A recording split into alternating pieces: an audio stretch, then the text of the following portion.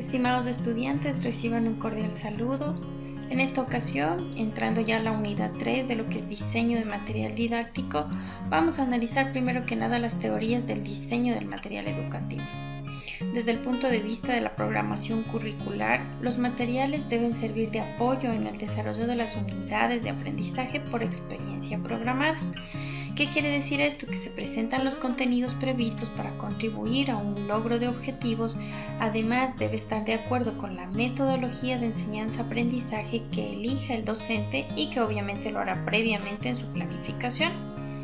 Por eso es la teoría que está basada en la programación curricular. También existe una teoría de diseño de material educativo desde el punto de vista cultural. Los materiales educativos que utilizarán los niños y niñas deben estar de acuerdo con la cultura e intereses de la comunidad a nivel de contenidos, de lenguaje, de las ilustraciones y del tipo de material. También están las teorías del diseño de material educativo desde el punto de vista de la comunicación, donde los materiales educativos son un medio de comunicación en el proceso de enseñanza-aprendizaje. Para facilitar el proceso de comunicación deben ser entonces materiales motivadores, interesantes, atractivos y comprensibles. Finalmente, una última teoría habla respecto al uso en el aula del material educativo y señala que al seleccionar, adaptar o elaborar materiales educativos se debe tener muy presente la forma de trabajo que apliquemos y las situaciones que se dan en el aula o fuera de ella. Ahora, no existe una sola forma de desarrollar material educativo. De hecho, puede ser que algunas de estas teorías se combinen a la hora de desarrollarlo. Porque, por ejemplo, yo puedo querer hacer un material desde el punto de vista de la comunicación sin que esto deje de ser también desde el punto de vista de programación curricular y con una planificación previa. Le quiero decir con esto que estas teorías, lejos de contraponerse, pueden complementarse o trabajar de manera conjunta para lograr un material educativo mucho más efectivo en la experiencia de enseñanza-aprendizaje del niño. Ahora vamos a conocer, y es muy importante distinguir las etapas del diseño del material educativo. Usted va a encontrar distintas propuestas de distintos pedagogos especialistas en material educativo o en la enseñanza y educación. Yo he tratado de colocar aquí las cosas más relevantes y aún así usted va a poderse dar cuenta de que es bastante extenso en cuanto a las etapas del diseño del material, pero no por esto dejamos de hacerlas. De hecho, usted va a poder comprobar a raíz de que desarrolle algún material educativo que pone en práctica o que hace uso de todas estas etapas. En primera instancia, iniciamos con un diseño del material didáctico. El paso A serían los pasos previos en el diseño del material. ¿Cuáles son estos? Reunir toda la información básica necesaria sobre los usuarios, conocimientos previos, nivel de comprensión, entre otros. Obviamente aquí estaría incluida la edad y las necesidades del grupo hacia el que va dirigido. Recuerde que incluso nosotros en nuestra planificación deberíamos tomar en cuenta los casos en los que se requiere hacer una programación inclusiva o un diseño curricular con adaptaciones no significativas. Se analiza también los recursos con los cuales contamos para producir un material, porque la idea no es que el docente incurra en gastos constantemente, sino que pueda utilizar los materiales que tiene a mano, que pueda reutilizar o que incluso pueda darle un nuevo diseño a materiales que antes tenía y renovarlos. Como tercer paso previo está la recopilación de la bibliografía o documentación necesaria para poder desarrollar los contenidos. ¿Cuál es la bibliografía base que usted va a tener para esto? Su currículum de educación inicial, porque recuerde que ahí están todas las destrezas, todos los ámbitos y ejes en los que nos debemos enfocar para un correcto diseño curricular. Luego viene la parte B, donde está el diseño propiamente dicho. Se definen los objetivos específicos del material, los contenidos y también se precisan las características tanto físicas como didácticas que deseamos que tenga nuestro material educativo. Avanzando dentro de estas etapas del diseño de material educativo, luego ya llegamos al diseño propiamente dicho del material. Aquí tenemos una parte C, que es el desarrollo del material, donde se trata de darle cuerpo al esqueleto. Si usted hizo un boceto, si usted hizo un dibujo, si mentalmente usted se imaginó algo, es aquí donde usted ya le va a dar forma a ese diseño preliminar. va a utilizar la información recopilada y la estructura de la etapa anterior. ¿Esto para qué le va a servir? Pues porque en esta etapa se corresponde redactar las fichas o dibujar ilustraciones, asegurarse la distribución espacial del texto si hubiera textos o las ilustraciones que va a utilizar en este diseño. ¿Qué dibujos? Si son de autoría propia, si va a tomar dibujos que están obviamente libres de copyright, porque recuerde que para que un material educativo sea suyo debemos respetar la autoría o la propiedad de quienes lo han diseñado o darles crédito por la realización, así sea del dibujo más pequeño, porque esto muestra nuestra honestidad y respeto por el trabajo ajeno. Luego tenemos la parte D, que es la revisión y la corrección. Aquí tenemos varias etapas pequeñitas, en realidad todo se convierte en revisión y corrección, pero vamos a irlas analizando. Primero que nada tenemos que ver si el material corresponde al objetivo para el cual fue diseñado, porque no le extraña y podría ocurrir que usted diseñó un material, por ejemplo, para el caso de explicar a los niños los colores, como el ejemplo que hicimos en unas unidades anteriores. Y sin embargo puede ocurrir que yo luego descubra que este material es mucho más relevante en el uso de coordinación ojo-mano o en el uso de algunas nociones de cantidad, y que es más relevante ese objetivo antes que el que yo señalé. Entonces de alguna manera yo voy a tener que ahí hacer una adaptación o un rediseño y plantear un nuevo objetivo. Entonces lo primero que yo hago es comprobar si el material que estoy desarrollando corresponde al objetivo para el cual fue diseñado, y aquí de paso incluso puedo analizar si es que hay otros objetivos secundarios que se cumplen gracias al uso de este material.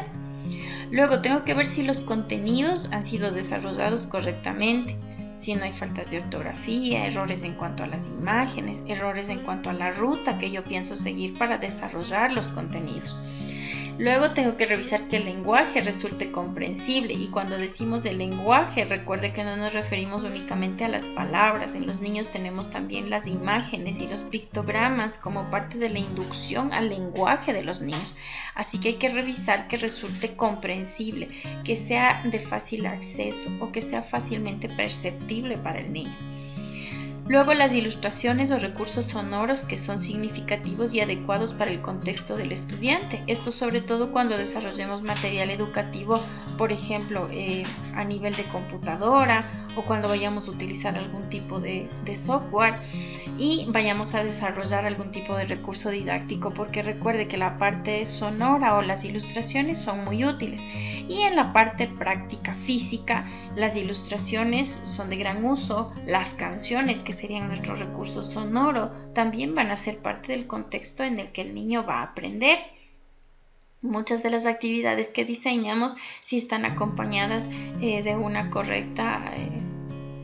correcto aliado en cuanto a ilustraciones o en cuanto a canciones o sonidos, puede darnos excelentes resultados y potencializar el efecto del material educativo de la manera en la que nos la imaginamos. Ahora, luego vienen los ejemplos que permiten comprender los conceptos, y yo tengo que de alguna manera repasarlos, analizarlos para saber si en verdad estoy utilizando ejemplos coherentes para explicar los conceptos. También tengo que analizar el tamaño del material y si este es adecuado o no para la edad del niño, para la visualización, para que se pueda mirar desde lejos si fuera el caso, etc. Y tenemos una etapa de diseño del material que de alguna manera tiene que ver con todo lo que es la evaluación en general, pero que está segmentada o que está muy bien explicada. Tenemos la parte de la evaluación en sí, donde los expertos, o conocida también como una técnica de revisión experticial, consiste en someter el borrador a una primera revisión para que se examinen las características físicas y didácticas que puede tener un material. En este sentido, quienes ya hayan seguido avanzando con su libro de fieltro pueden mostrarme ya los bocetos o los borradores que tengan para poder examinar algunas de las características y poder revisar si es necesario hacer correcciones al diseño que se ha planteado. Luego viene una evaluación 1 a 1, donde el material es utilizado directamente con los estudiantes ya de forma individual para recoger dificultades o para mirar algún tipo de detalle en el acabado, en el uso del material y poderlo corregir. Recuerde que esto, sobre todo si habláramos por ejemplo de una empresa que desarrolla material educativo, se hace con mucha seriedad. De alguna manera es testear el producto y poder saber si es o no funcional, si cumple o no con lo que los estándares exigen en cuanto a material educativo. Y aunque nosotros no seamos una empresa desarrolladora de material educativo, deberíamos cumplir con la misma seriedad con estos pasos, porque está en juego el poder desarrollar correctamente aprendizajes con nuestros estudiantes en el aula. Luego viene la evaluación en pequeños grupos, se lleva a cabo con un grupo de alumnos que vayan a ser futuros usuarios del material. Muchos de ustedes ya han palpado lo que es hacer eso, porque cuando tuvieron que enviarme el video sobre el material para enseñar respecto a los colores a los niños, pues pidieron la colaboración a sus hijos o sobrinos que estaban en casa. Me pareció una experiencia muy bonita y que aportó mucho, pero además usted de alguna manera ya hizo ahí una evaluación con pequeños grupos, ya hizo una prueba previa del uso del material, donde ya se pudo dar cuenta que a lo mejor habían dificultades y cómo corregirlas. Luego viene la elaboración del prototipo o la producción experimental. Yo ya utilicé un boceto inicial y entonces puedo hacer ya un prototipo.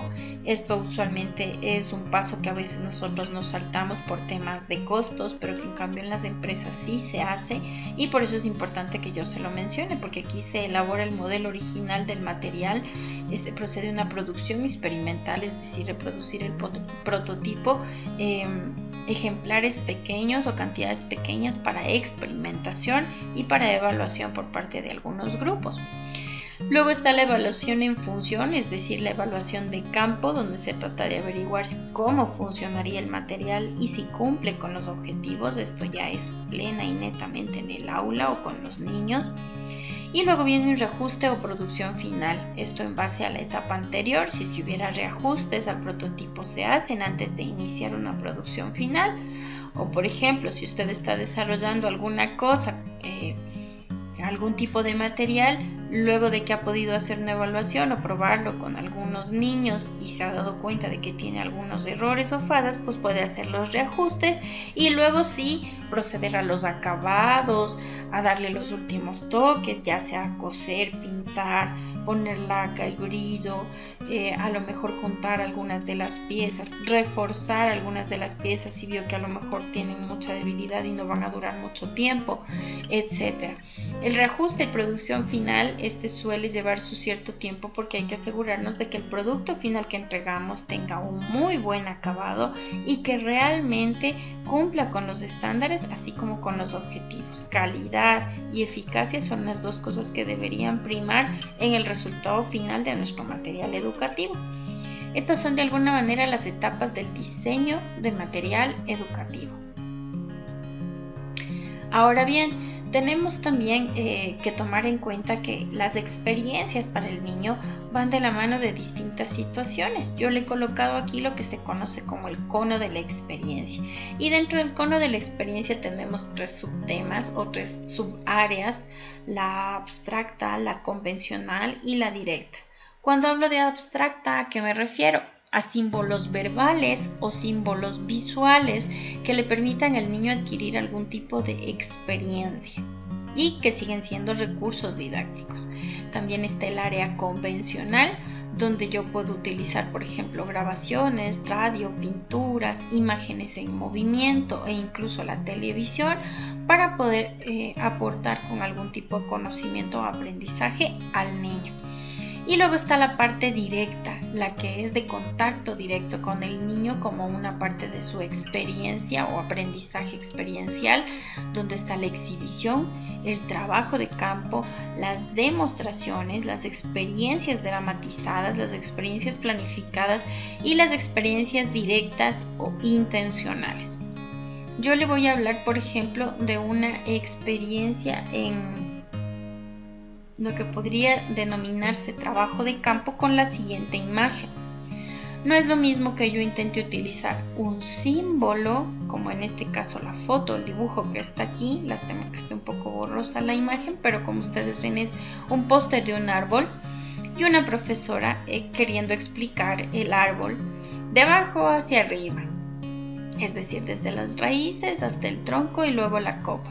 Pero si usted se fija en la parte de atrás tenemos campo abierto donde el niño podría hacer trabajo de campo, donde yo podría ir y hacer que el niño toque, podría hacer demostraciones también si no quisiera hacer trabajo de campo.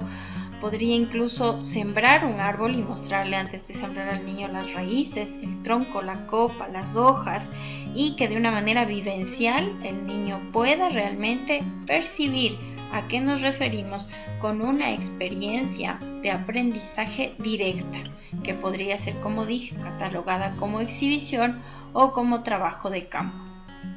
Yo quiero como tarea, les voy a abrir un foro que se va a llamar el cono de la experiencia y cada estudiante va a poder proponer cualquier ejemplo de cualquiera de estas áreas, ya sea de la subárea abstracta, convencional o directa, de alguna cosa que se le ocurra que es un recurso didáctico. Yo le acabo de dar mi ejemplo.